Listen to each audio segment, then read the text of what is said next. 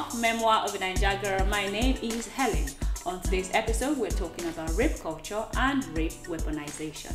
I don't think there's a day we would read the news without seeing any part of it that talks about rape.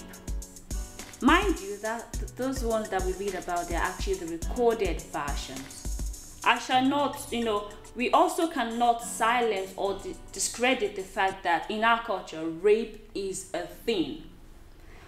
Rape is something that we must talk about. Rape is something that we all should talk about. We should not shut our mouth when it has to do with rape, and we should not discredit the women, the boys, the girls that come out to tell their truth.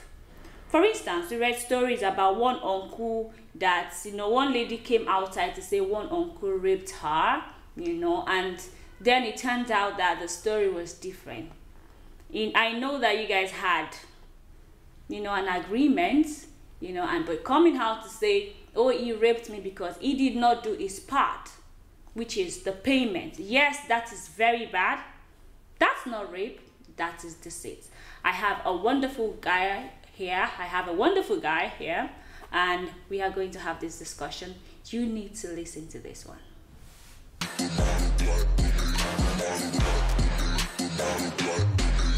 I have him here, and today we're talking about rape culture and rape weaponization.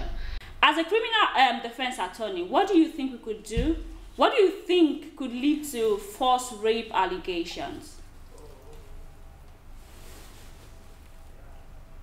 Well, we wouldn't know for sure unless we are in the minds of the people who falsely accuse men of raping them. But there are some common scenarios that we often see. Sometimes people tell these lies because they want something, maybe money as a form of, blackmail. Right. Sometimes they use it to cover illicit affairs. Maybe somebody's sleeping with somebody they shouldn't be sleeping with. Like maybe you're sleeping with somebody's husband, or you're a married woman doing what you're not supposed to be doing. But these instances are very rare, but it happens. In fact, some people even, maybe in the case of some teenagers who our culture, in this context, I'm talking about Nigeria, our culture where our parents believe we should be holier than thou until whenever they get pregnant or the parent suddenly finds out that, my daughter's been having sex, to cover these up, they just were, this happened. Right. But like I said earlier, these instances are actually very rare. What to do in a situation? We never really know why, but exactly. What to do with anyone who weaponizes rape against men? What do we do with them? I mean, as a society, what we can do is limited if we're being honest with ourselves. But as the individual that is being falsely accused, you have an option of a civil lawsuit, like a defamation lawsuit. However, it seems only the people. Defamation lawsuits can be a little tricky because not only do you have to prove that the accusation was false. That the statement made by the person falsely accusing you were false, you also have to prove that the statements damaged you in some way, like maybe economic losses. Right. In the case of celebrities, maybe they lost endorsements and all that. You have to prove all this. So it seems like this defamation of a thing, this civil lawsuit route, can only benefit people who have some means, people who have some clout already or something. Like a common man on the street of Lagos, if he's falsely accused, is subject to ridicule in the streets and all that. But how would he prove this damage? Unlike some people. But still, it's a dicey situation, I must say. But I think it's possible to prove the damage if it has something to do with mental health, for example. Don't you think so? Yeah, there is. We are beginning to have developments on, emotional distress in Nigeria. We've not our laws on emotional distress. Emotional disturbance are not well established. Rarely would you succeed on a suit of emotional distress in Nigeria. unlike other jurisdictions in the world. Okay. Okay, go ahead. All right. What punishment is appropriate for? We talked about that, but then we also have to understand that this is the cancel culture era, So what if you don't have a proof? What if you don't have any means to identify yourself that, okay, I didn't do this or I did that? You first of all, you mentioned something about punishment. Like, should we punish women? Should we criminally punish women? Yeah, who falsely accuses a man of rape? Yeah. No. Oh, okay. You can't do that. Why? We shouldn't, because we need to ask ourselves the questions. Okay, you tell me, why do we punish? Well, if there is a law... Why do we generally punish people? If there is a law, that means the law says you better do this or you get this. So if you lie about something like rape, then the person loses his or her integrity, the self-worth, causes distress. I think we should punish that person, don't you think? I don't think so. We usually, at least, the reason we punish, at least in Nigeria, is for deterrence, right? Like, to deter other people. When somebody does something that is against the criminal code, we punish them to deter other people from doing the same thing. Now, if you're punishing a woman who falsely accuses somebody of rape, it might deter other women from coming out, from falsely accusing men. But there is also another evil that comes with that.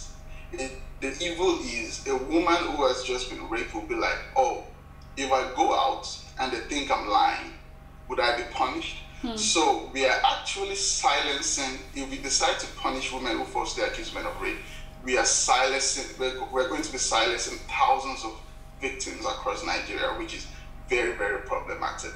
So there are two interests involved, the interest of rape victims and the interest of people, men who are falsely accused of rape. I think the interest of the rape victims outweigh the interest of people who are getting falsely accused, because give me statistics. There are way more women who are getting raped every day, because they don't without punishment for them, they already find it difficult because of the trauma they're going through. Definitely. To report to authorities. Some of them resort to going online. They resort to, just doing things. So if we now decide to start punishing women for lying, then even the ones telling the truth will be so scared to come forward. So I do not think it's the right step to go by punishing them. The problem, the problem we are having is not false accusation. That's not the predominant problem. The predominant problem we are having is rape. Right. That's what we should be focusing on. Okay. So we have a guy, he was on Twitter and that kind of trended a lot. The guy's name is Justin UJ. He was falsely accused of rape and he had to show his passport data page to show that, okay, I was not in Nigeria when this happened. The lady said, oh, maybe he raped me on the 19th of October. But this guy was actually not in the country. So in the absence of proof and everything, what do you want to do to vindicate yourself? What do you do to vindicate yourself that I didn't do that, I was not involved, or nothing like that ever happened? Yeah, this is that's a tough one, but that's a tough one. The thing is, before you can be convicted of rape, the testimony of the accused person will be tested in court. You have the right to an attorney and everything, but like you said, even before it gets to the stage where we get to court, a lot of damage would have been done. But like I mentioned earlier, there are two competing interests in this situation. The interest of the victims, right, and the interest of the people that can potentially be falsely accused. You and I'm a man, you're a woman, apparently.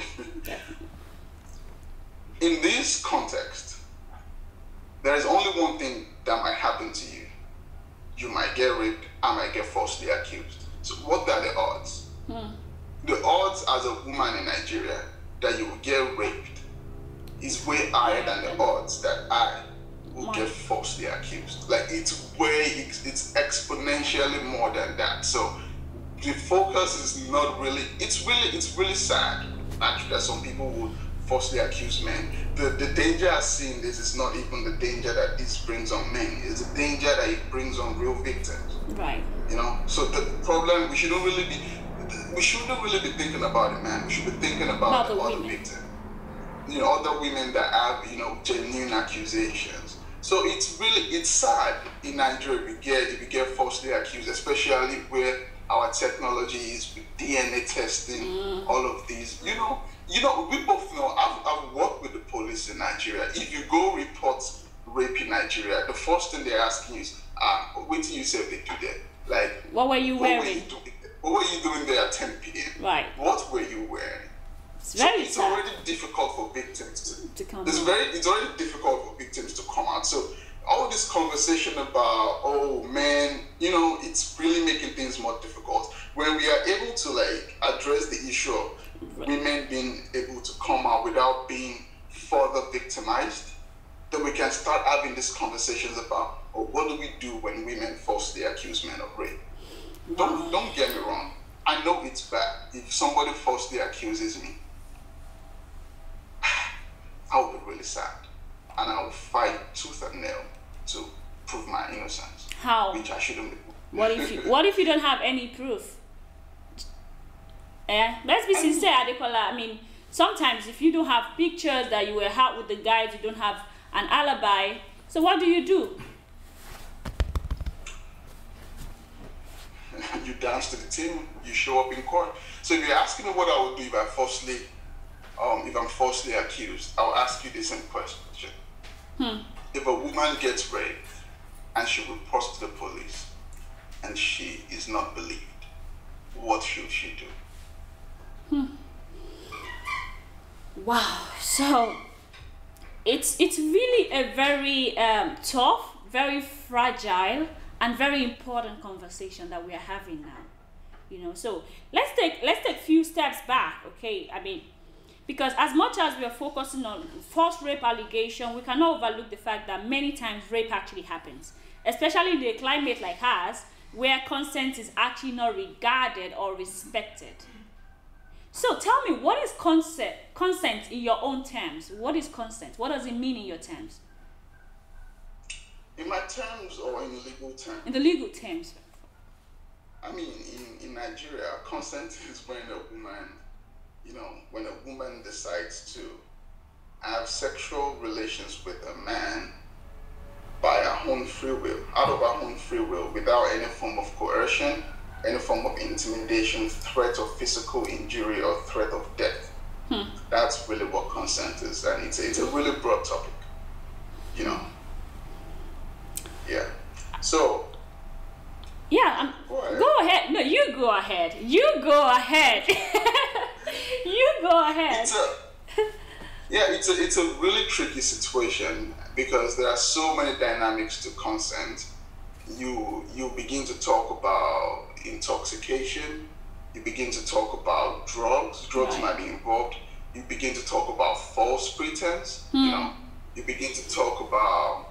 You know, you remember these. I don't even want to go into specific cases actually, but consent is really dicey. So I don't know if you want to talk about different scenarios where if you have scenarios. Yes, please, because for example, we know Tiny and T.I. I don't know if you read the news, if you read the allegation online. You know, so someone said, oh, they were, you know, having sex with ladies while on drugs. I don't think that when you're on drugs, can you consent when you're on drugs? Can you consent? Can you say yes? Can you say no? Can you say I don't want to? I'll answer the drugs case plus the alcohol case. Right. It's a case by case analysis. For instance, what is your alcohol tolerance? You as an individual, probably if you take a bottle of beer, maybe you're still of sound mind. If you take 4 or 3, you might be a little tipsy. You know, if you take more, maybe you don't know what you're doing again. So where for a woman to validly give consent, she has to be in a state of mind where she can appreciate the consequences and the ramifications of every other action and steps. So we can't just give a blanket, you can't just have a blanket category of say whenever a woman is using drugs or alcohol, she cannot fully give consent. We have to ask more. How much has she taken? What is her tolerance level? What was her state of mind? But it becomes really difficult for the man to prove his innocence if the woman comes out after the whole thing to say, oh, I was too high, I was too intoxicated to consent. It's already gives, without even looking into it, it already gives you a hint that there probably wasn't consent. You know, but if at the point where she took the alcohol or the drugs, she's still able to appreciate the ramifications of every other step, to keep consent, like to know that I want to have sex in this kind of way with this man, with these people, then it's fine. So when, as a man, would I want to sleep with someone? would you want to sleep with someone without consent? I said, as a man, would I, no, not even, I mean, that's not a question. Would I want to sleep with somebody who is intoxicated or who is using drugs? No. I don't think so. Wow. I don't think so. When they say criminals also deserve justice, what justice should be given to sexual predators or rapists? Yeah, I think you're talking regarding the conversation. We had that conversation, and I told you that I don't, and I remember your reply was, I don't ever want to commit a crime and you be the judge. That was what you told me. So you know, the thing is, I mean, I think you're kind of quoting me out of context a little bit.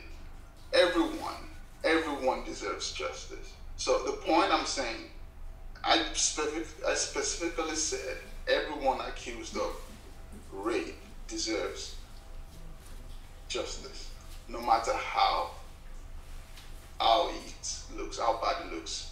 Justice is a three-way street.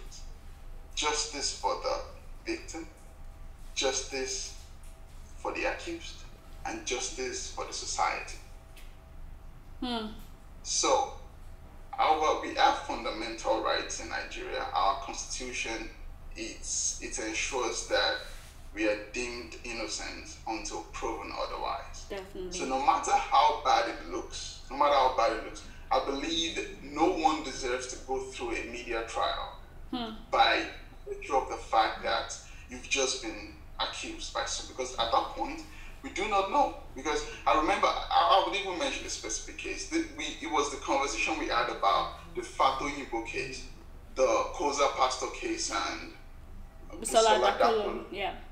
Yes, I told you that time, I was honest with you, that I was inclined to believe her, but God forbid that I make a solid conclusion before he ever goes on trial. That's what the court of justice is for, to test facts. You know, it's not, it could be anybody. It's Fato Yimbo today, it could be me tomorrow. So it's like when your reputation, everything you worked for, everything you've labored for can just be thrown out the window by virtue of the fact that somebody accused you of doing something which you probably did not do. It's really unfathomable for me. So I believe that no matter how bad it looks, everybody should be given A fair treatment. the benefit of the doubt until the case gets to where it should get to. If the common law notion says criminal justice system prefers letting 10 men go scot-free than punishing one innocent man, how do you explain that? I mean, it's good that the innocent man is, is going, is out, and everything, but don't you think that the law is so flawed and is so unfair to the victims?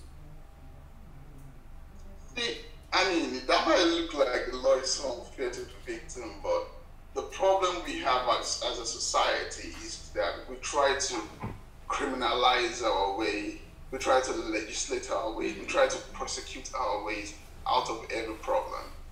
See, we are acting like the solution to this pandemic of rape is prosecution.